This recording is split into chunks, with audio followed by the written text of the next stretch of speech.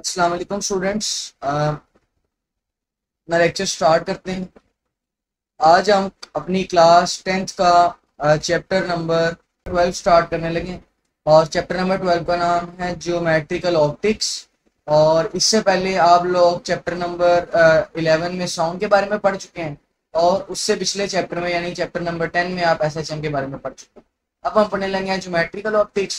Geometrical optics में हम क्या क्या पढ़ते हैं बेटा? इसमें आप वैसे तो बहुत कुछ पढ़ते हैं, जैसे कि आप इसमें लेंस के बारे में पढ़ते हैं, आप इसमें मिरर के बारे में पढ़ते हैं। इसके बाद आप फिर लाइट, इसकी मेजर ब्रांच जो है इसमें आप पढ़ते हैं वो। इसके अलावा इसमें फिर आप काफ़ी सारी एप्लीकेशंस पढ़ते हैं, जैसे आप कैमरा पढ़ते हैं कैसे वर्क करता है। इसके अलावा आप इस चैप्टर में ये भी पढ़ेंगे कि माइक्रोस्कोप कैसे काम करता है, प्रोजेक्टर किस तरह काम करता है, या दूर दूर सितारे देखने वाला टेलीस्कोप किस तरह से काम करता है। यानी बहुत एक इम्पोर्टेंट चैप्टर है। चलें स्टार्ट करते हैं। हमारे पास मेरा नाम आप सब जानते हैं, my name is Asad Ali और मैं बीएस फिजिक्स कर रहा हूँ फ्रॉम बीयूटी लाहौर। चलें चलते हैं अपने लेक्चर की तरफ। आज का हमारा पहला लेक्चर या पहला टॉपिक है रिफ्लेक्शन। देखते हैं जी क्या होती है रिफ्लेक्शन। कहता है जी, तवज्जो से समझना है, when light travelling in one medium, जब एक मीडियम में लाइट ट्रेवल कर रही हो, यानी एक मीडियम से लाइट आ रही हो। फिलहाल के लिए मैं पहले मीडियम को एयर मान लेता हूँ, पहला मीडियम कोई भी हो सकता है लेकिन मैं एयर मान लेता हूँ। When light traveling in one medium, एक मीडियम में लाइट चल रही थी, falls on the surface of another medium, वो किसी दूसरे मीडियम के सरफेस के ऊपर टच होती है या गिरती है। A part of it turns back into the same medium, इसका एक हिस्सा, एक पार्ट सेम मीडियम यानी पहले मीडियम में, जो कौन था हमने लिया था एयर, पहला मीडियम एयर लिया था ना, तो वो लाइट का कुछ हिस्सा पहले मीडियम में वापस चला जाता है। इसको हम बोलते हैं रिफ्लेक्शन।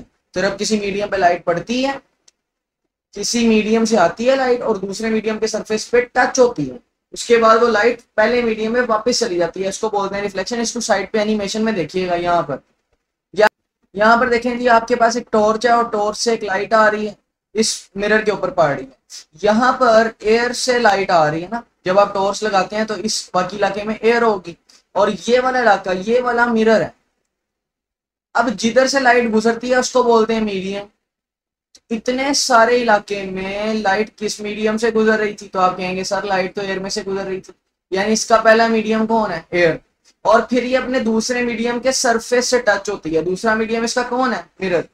और फिर ये वापस किधर चली जाती है? पहले मीडियम में, यहाँ पर भी तो एयर ही है। तो इसको बोलते हैं रिफ्लेक्शन, कि जब एक मीडियम से लाइट आए, दूसरे मीडियम यानी मिरर के सरफेस को टच हो और वापस चली जाए पहले मीडियम, तो इसको बोलते हैं रिफ्लेक्शन। चलें जरा इसको आगे और समझते हैं। ये वही आपके पास, लेकिन इसमें एनिमेशन नहीं है। ये वाला नीचे वाला सरफेस, ये वाला, ये सारा आपके पास आपका मिरर है, शीशा है। यहाँ पर आपने टॉर्च लगाई हुई है, ये वाली टॉर्च आपने इधर लगा, मैं यहाँ पर लिख देता हूँ, इधर आपने लगाई हुई है टॉर्च और टॉर्च से निकल रही है लाइट। बेटा याद रखना, जो सी लाइट आ रही होती है ना, उस लाइट का नाम होता है इंसिडेंट रे। जो लाइट आ रही होती है उसको बोलते हैं इंसिडेंट रे। जैसे ये रेड वाली रे आ रही है तो इसको बोलते हैं इंसिडेंट रे।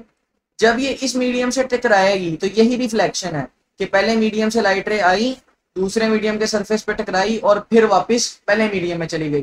तो इस ऊपर जितना भी व्हाइट वाला इलाका है वो एयर है, और ये जो ब्लू वाला इलाका है इसको बोलते हैं मिरर, शीशा। समझ आ गई? चलें अब यहाँ पर आपने एक बात याद रखनी है, मैं ना जिस सरफेस पे टच होनी होती है लाइट, यहाँ पर मेरी लाइट किस सरफेस पे टच होनी है? मिरर पे ना, मिरर पे टच होनी है, तो उस सरफेस से एक सीधी लाइन खींच दें, बिल्कुल बिल्कुल सीधी 90 डिग्री पे। देखो यहाँ पर इसका 90 डिग्री का एंगल है सरफेस के साथ, तो ये जो सीधी लाइन होती है ना, इसको बोलते हैं नॉर्मल। क्या बोलते हैं? नॉर्मल। तो आपने हमेशा रिफ्लेक्शन जब भी पढ़नी है, मसलन यहाँ पर आप देखें ये आपका सरफेस है, मैं मान लेता हूँ मिरर है, यहाँ पर आपके पास लाइट की रे आई, इसको इंसिडेंट रे बोलेंगे, और यहाँ पर ये लाइट रे वापस चली गई, ये लाइट रे यहाँ पर आई इंसिडेंट रे, ये लाइट रे यहाँ से वापस चली गई।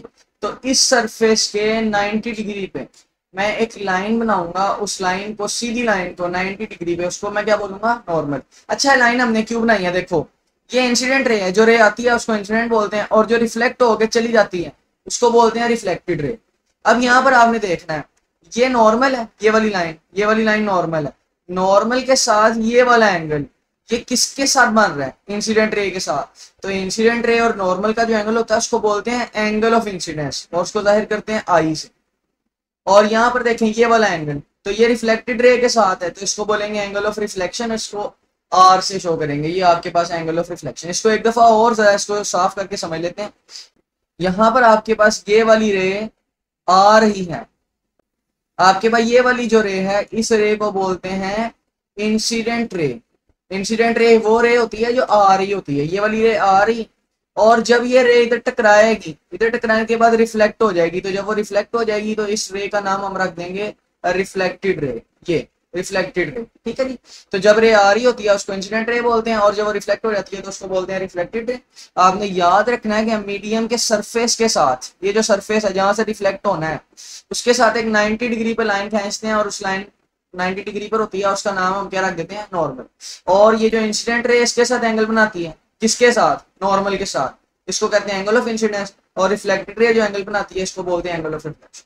चलें जी, अब हम पढ़ने लगे हैं जी लॉज ऑफ रिफ्लेक्शन, और ये बोर्ड में शॉर्ट क्वेश्चन आता है और इंपॉर्टेंट भी है। तो लॉज ऑफ रिफ्लेक्शन पढ़ते हैं। पहली बात कहता है the incident ray, the normal and the reflected ray all lie in the same plane. इसका क्या मतलब है, देखो पहली बात है इंसिडेंट रे, ये एक रे होगी पहली बात।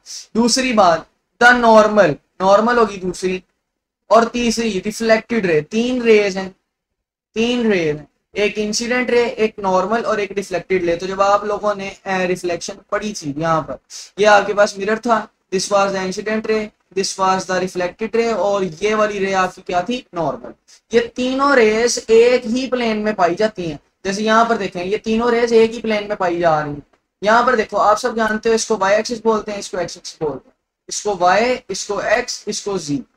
अब यहाँ पर अगर आप देखें इसमें, तो इसमें एक ही प्लेन है जो कि कौन सी है, एक्स वाई प्लेन। लेकिन इसकी बात करें तो इसमें स्पेस है, इसमें एक्स भी है, वाई भी है और जी भी है। ये 3 डायमेंशन है, जबकि इसकी बात करें तो ये 2 डायमेंशन है। तो प्लेन का मतलब होता है 2 डायमेंशन। तो यहाँ पर अगर आप देखें इधर, तो ये रिफ्लेक्शन कितने में हो रही है, 2 डायमेंशन में हो रही है। आपने नहीं देखा कि कोई रे यहाँ पर ऐसे बाहर की तरफ आ रही है, सब अपनी 2 डायमेंशन के अंदर ही है। यानी जो आपके पास इंसिडेंट रे है, जो नॉर्मल है और जो reflected ray, all lie in the same plane.